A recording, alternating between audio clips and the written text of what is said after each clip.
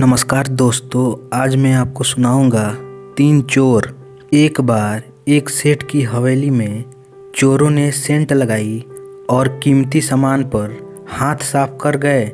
सेठ को शक था कि उस चोरी में हो न हो उसके घर के नौकरों का ही हाथ है। वह सारे नौकरों को एक जगह इकट्ठा करके बोला, अगर दोषी व्यक्ति अभी अपना अपराध स्वीकार कर ले तो मैं उसे क्षमा कर दूंगा, बाद में किसी को बख्शा नहीं जाएगा। लेकिन इसके बाद भी किसी ने अपना अपराध नहीं माना। तब वह सेठ अपने मित्र बीरबल के पास जा पहुंचा और उन्हें सारी बात कह सुनाई। उसकी बात सुनकर बीरबल सोच में पड़ गए। फिर उन्होंने चोर को खोज निकालने के लिए एक योजना बनाई। वे सेठ के साथ उसके घर जा पहुंचे और सभी नौकरों को एक स्थान पर बुला लिया। फिर वे तेज आवाज में उनसे बोले, मुझे तो तुम लोग जानते ही हो, किसी भी अपराधी को मैं कभी नहीं बख्शता हूँ। पिछली रात तुम्हारे मालिक की हवेली में डकैती पड़ी थी। उनका विश्वास है कि डकैती में तुम में से ही किसी का हाथ है। तुम में से जो भी गुनहगार है वह खुद बाहर आ जाए, लेकिन कोई भी नौकर आगे नहीं आया।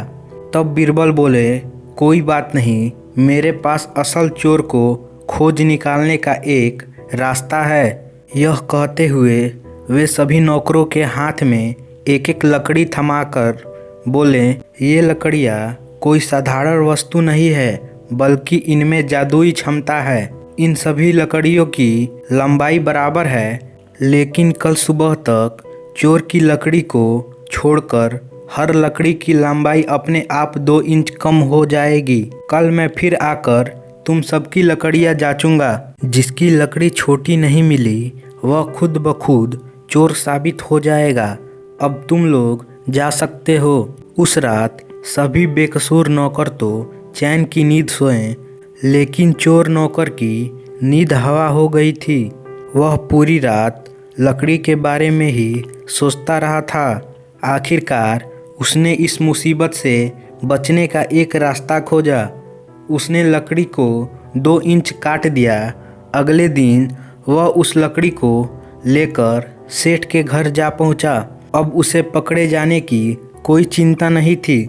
तब तक बाकी नौकर भी पहुंच चुके थे। ठीक 9 बजे बीरबल वहां गए। उन्होंने सभी नौकरों को अपनी लकड़ियाँ का निरीक्षण कराने का हुक्म दिया।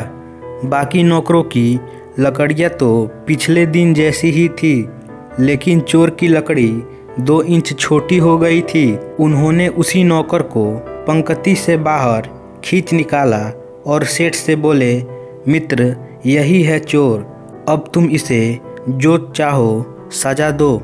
नौकर सेठ के पैरों पर गिरकर क्षमा मांगने लगा, लेकिन सेठ ने उसे शहर कोतवाल के हवाले कर दिया। उसकी निशानदेही पर कोतवाल ने चोरी गई सारी दौलत बरामद कर ली। इस तरह सेठ को अपना धन वापस मिल गया। जब बीरबल ने सेठ को वह तरीका बताया जिसका सहारा लेकर उन्होंने चोर को खोज निकाला था, तो वह हैरान रह गया। तो दोस्तों, आशा करता हूँ यह कहानी आपको अच्छी लगी होगी, तो इसे लाइक करें और हमारे चैनल को सब्सक्राइब करें। धन्यवाद।